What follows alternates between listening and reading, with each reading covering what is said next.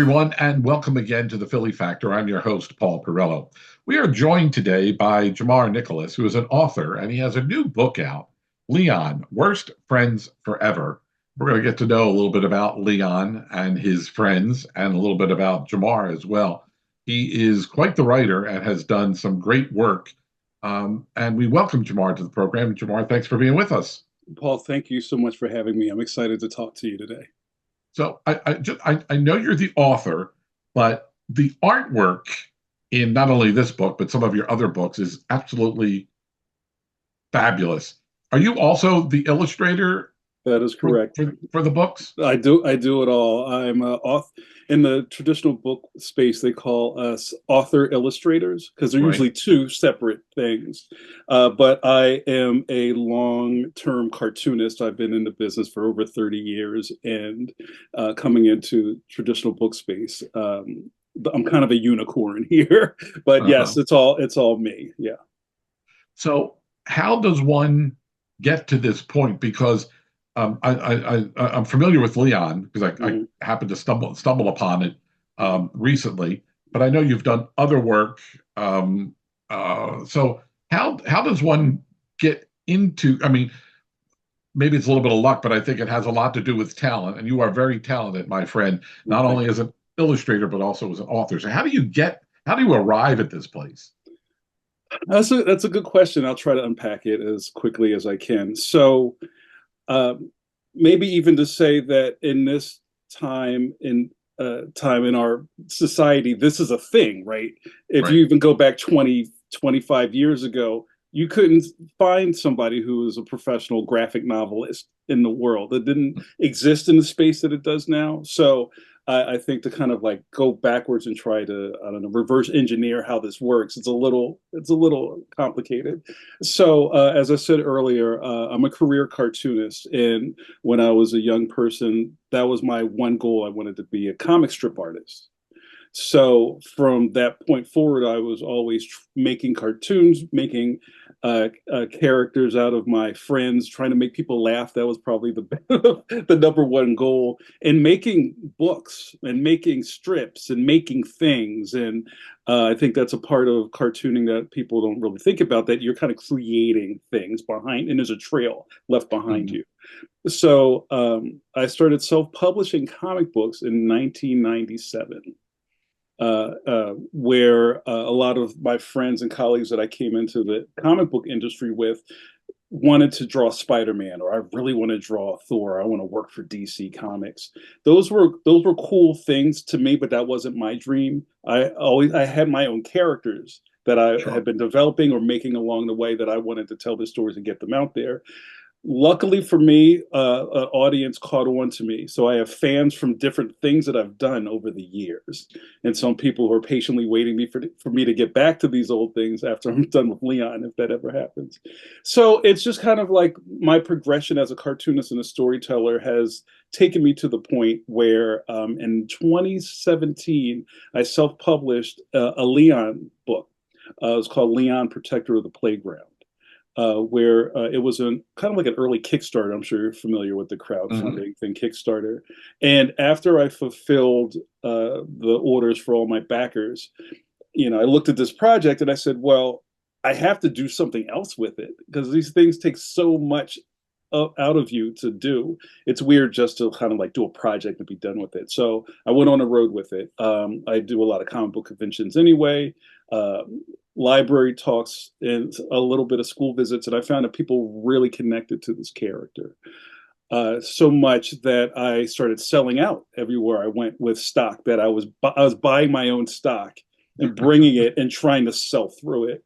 And there would be a point where it would be like the second day of a show when I'm all out of books. Mm. So those Not a are bad thing, those are what I call good problems. right? You see the rainbow, good problem. So I started to think, well, maybe there's a bigger audience here, and maybe I need to go to the horse, which are kids. So I started shifting my focus away from comic books and comic book stores to libraries and schools and things like that. And one thing led to another, which brought me to my Scholastic contract.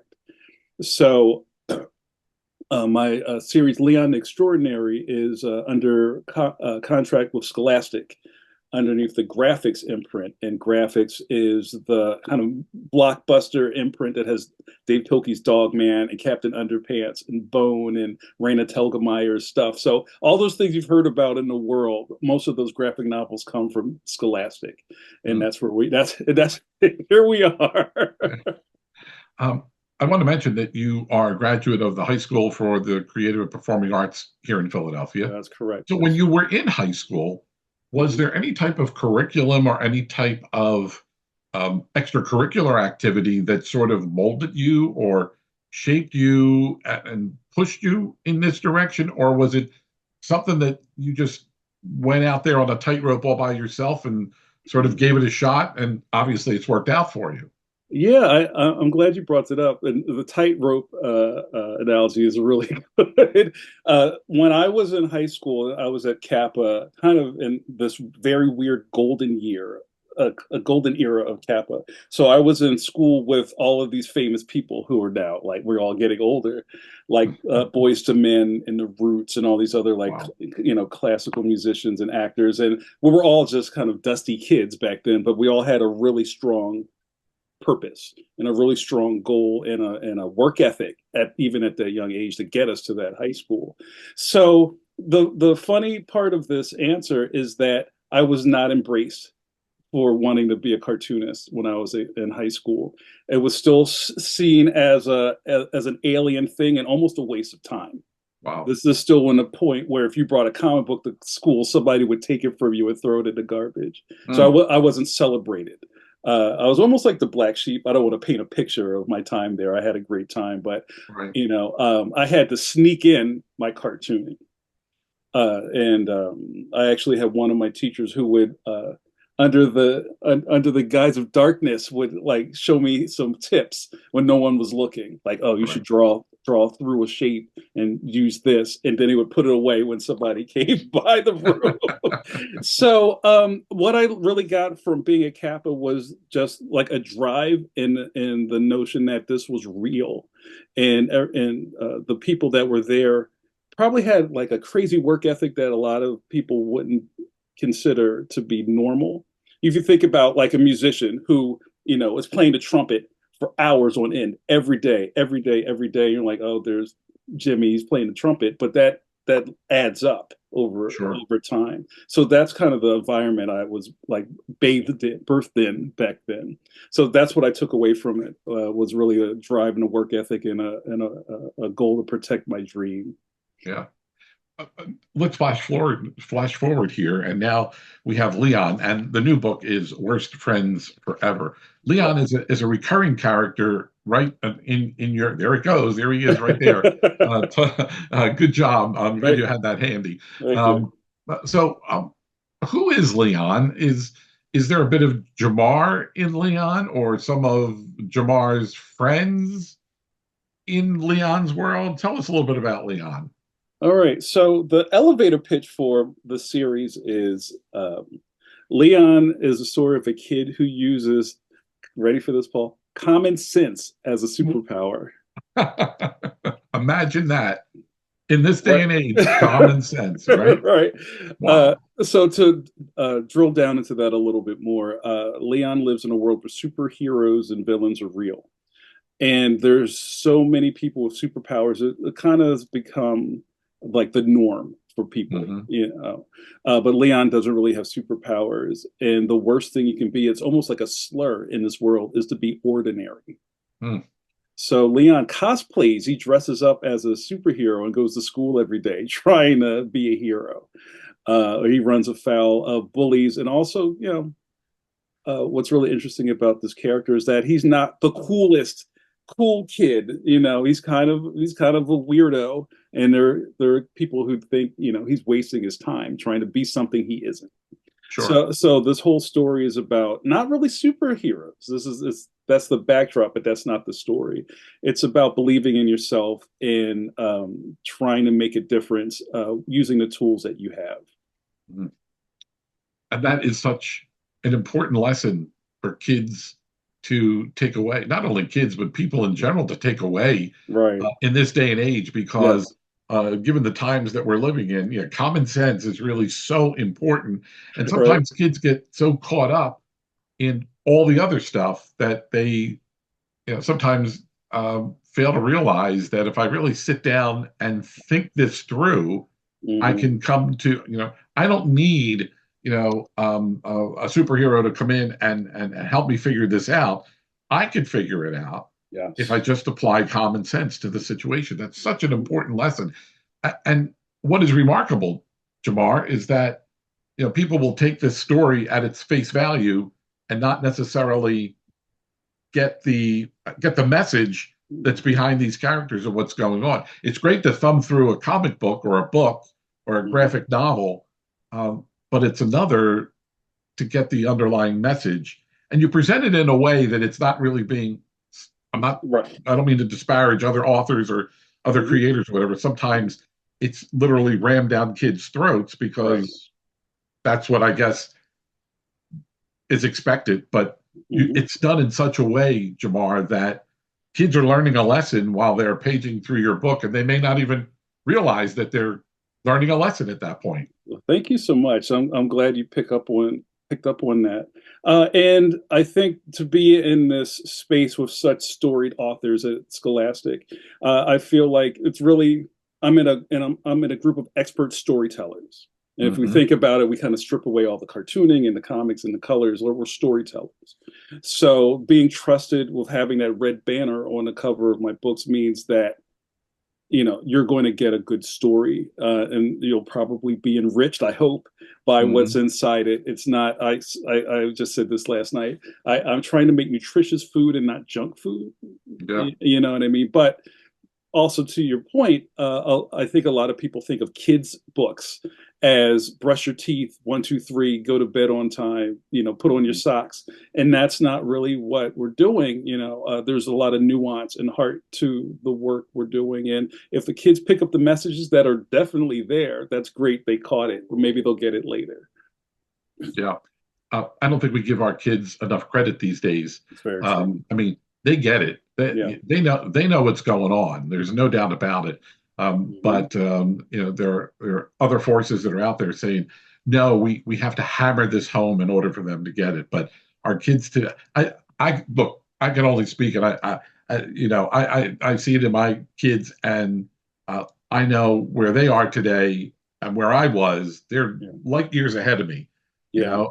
And Yeah. even my granddaughter is at 3 years old, light years ahead of anybody else. Now, I'm speaking as a proud grandfather here. I'm not saying Right. that, Right. but Of course. um, Of course. let's talk a little bit about how the industry has changed, I guess, from when you first started. Uh, Hmm. I guess you have more of a creative hold or creative control over your work today, being not only the author but the illustrator, as Hmm. opposed to the '90s, where you had to fight to sort of get your story in front of a publisher, and Hmm. then ultimately the publisher's like, "Yeah, that character doesn't look the way we want the character to look. We're going to change it this way." But now you pretty much, and again, this as a novice speaking here, it seems like you have total control over the whole process, as opposed to the way it was, Hmm. 20 years ago. I think you stumbled onto something really really telling. I think what's happened is that the creator has become more, and this is it's all the way always should have been like this, more of a business person. And I Mm, think we never put those two things together. There's the starving artist who kicks the soup can down the street, and they'll sell his painting when he's dead for thousands and hundreds of thousands of dollars. But that's not really, the starving artist thing is kind of a thing of the past. And sure. people are way more savvy, as they should be, today. So, to answer your question, I think there's been a bigger push in having stronger representation, not in images, but as like in the boardroom. Like I have a team. I have a literary agent. I have other people who, orbit me and make sure that I get the best deal possible for things. And in the world I'm in, and I talked a little bit about traditional book publishing, and what I mean by that is like, the Barnes and Noble world, Right. Random House and Hachette and all those places where it's kind of a different language than comic books. They speak a different language totally. And you need almost like a translator to go into these rooms to speak the language and help you get further along. There's a thing they call in my world now to be unagented. So say you walk into a Random House with an idea about a dancing pickle. Hey, I really want to get this book published. This is great. Check out the manuscript. They may say, that sounds great. Come on in. We'll write you up a contract. And it's probably going to be very lopsided. And not to say that the industry is evil or sinister, it's that you came to war and you didn't bring your sword. Hmm. You know what I mean? So that's on Sure. you know. So if I show up with my armor on and I put my visor down and they know that I'm ready to fight, that changes the conversation. So just to say, and I've had projects before. I had an agent where I definitely probably got the short end of the stick, and you Hmm. should be learning from those times. And also, agents are now fighting for more fairness and more rights to be kept with the creator. There are a lot of times where, let's say, you would have a take it or leave it deal, and Wow. most people will just take it because, like, what else are you going to do? Sure. You know what I mean? But I'm really happy to say that, the world has changed and opened up and has become a lot more fair Hmm. to the creator. So I'm very fortunate to be in a place where I own the rights to my characters and all of that other kind of stuff. So, and, maybe even 10, 15 years ago, that conversation may be a lot different. Wow. Oh, that's interesting to understand and to learn from. I mean, it's a totally different world, and the characters that we see today in your stories, in your books, um, represent a cross section of all of us. I Mhm. mean, look, growing up, not telling any tales out of school here, that all the comic books that I looked at, everybody was a white guy, Yeah. and maybe occasionally, there would be Supergirl or Batgirl who was the white girl that happened to be in the comic books. But Mhm. today, Mhm. these stories are more inclusive than ever before, and we've also seen them on the big screen too. Yes. Companies like that Marvel they've gone into their archives and they are featuring characters that we would have we wouldn't have seen 10 years, 20 years ago, right? I think you would agree, Jamar. Yeah. So hats off to you that you've been able to bring this diversity to this world of books. And I think kids sitting in a classroom in North Philadelphia that are reading a Scholastic book that has your name on it, they feel that, hey, this could be me. I mean, this is me, not could be, but this is me. And that Yeah. is so important today.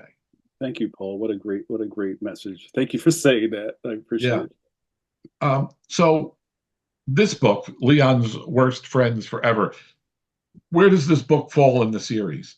Okay, so and as far as my Scholastic deal is concerned, there's a book before that. That's Leon the Extraordinary. I just happen to Okay. have right. I just happen to have this Just right here. happen to have it nearby. Look at that. Which Yeah. is kind of like Leon's origin story. We get to learn about the world and about his place in it, and we find out that Leon kind of feels like there's something just out of reach that he can't touch. Something's a little like I don't know missing from his world, and he's kind of Hmm. longing for something that he can't hold. And he has a lot of admiration for some of the major superheroes in his town.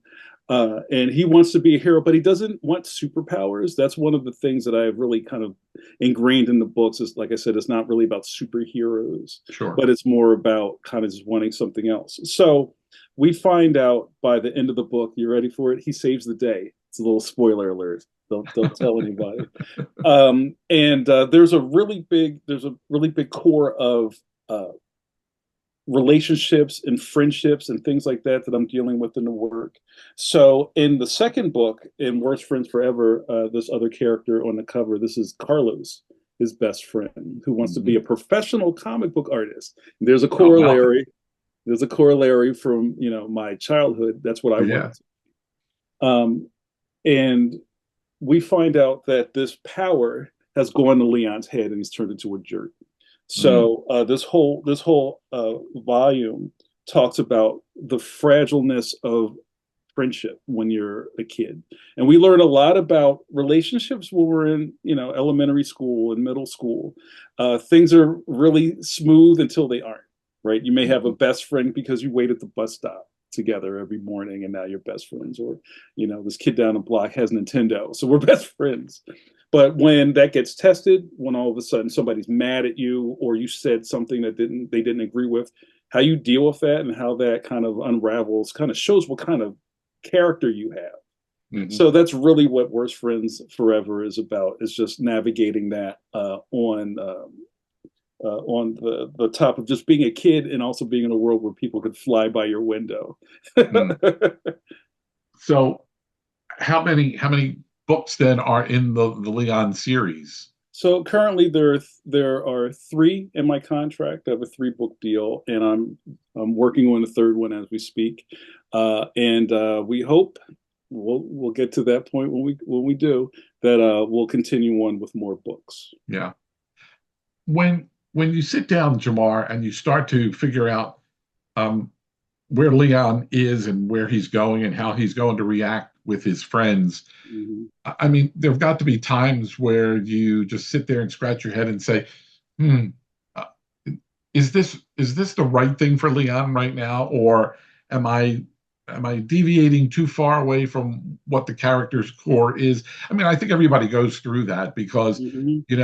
you only know what you know, and then when you try to create something, like, oh, I want to try this, but I'm not sure if it's the right thing to do with the character. I mean, Right. how do you sort of keep that in balance? That's a great question. And when you hear people say weird things like, "Well, the characters, they speak to me," which sounds very loony, right, to hear, but it's trying to develop a character that becomes, as realistic as you can make it. The conversations start to happen. Like, well, I know this would be out of Leon's character to do this, so let's not do this, or let's challenge him by giving him something to deal with. And that's kind of how I look at the characters. You want to keep challenging them and putting them in situations that they have to work their way out of. But Sure. there's also a thing where I don't want to, as they used to say, jump the shark. Hmm. I have some things in my mind that aren't important to the story I'm trying to tell. Like, one of the things is, like, I'm not really interested in puberty stories.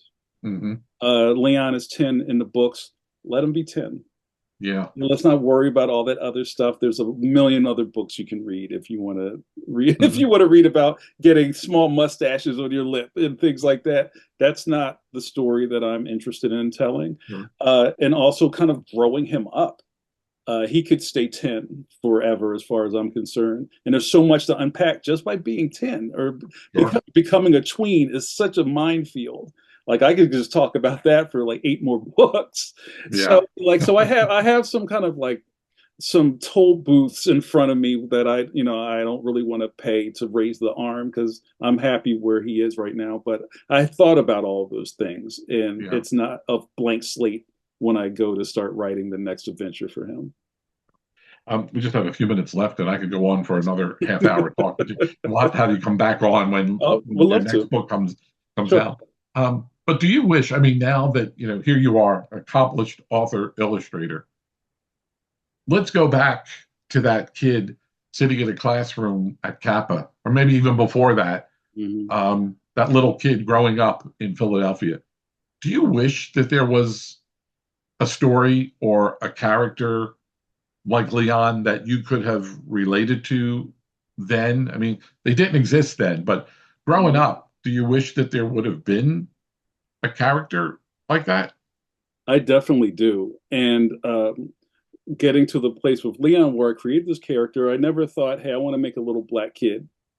and that's it. Almost everything that I've created over my tenure in comics has always featured people of color because that's my reality. Sure. So I didn't create Leon to fill some sort of niche, or but there is something to be filled there, and I'm glad that he sits firmly at the top of it. But if something like Leon existed when I was a kid, it probably would have changed my whole mind state about being a Mhm. creator, or it probably would have even focused me more because there's a lot of figuring it out over time and jumping over a lot of walls that people had put up in front of me. It's a lot of resistance, and maybe the path would have been a little easier. But also, what's the challenge in that?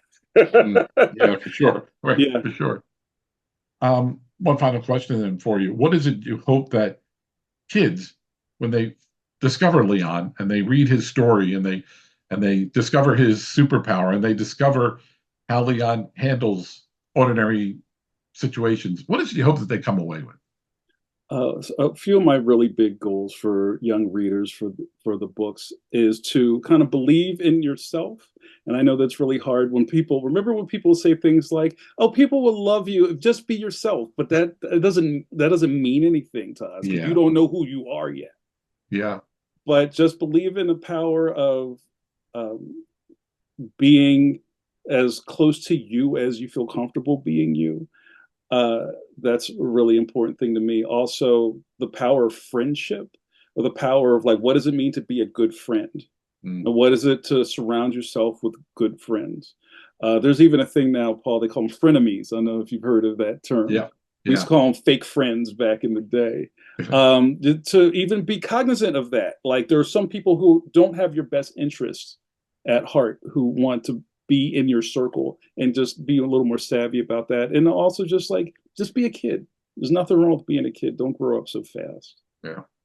Well, Jamar, I want to thank you for your time. This has been a fascinating half hour. And people can find out more about Leon and Jamar. You can go to Jamar Nicholas dot, is it .com. webby.com?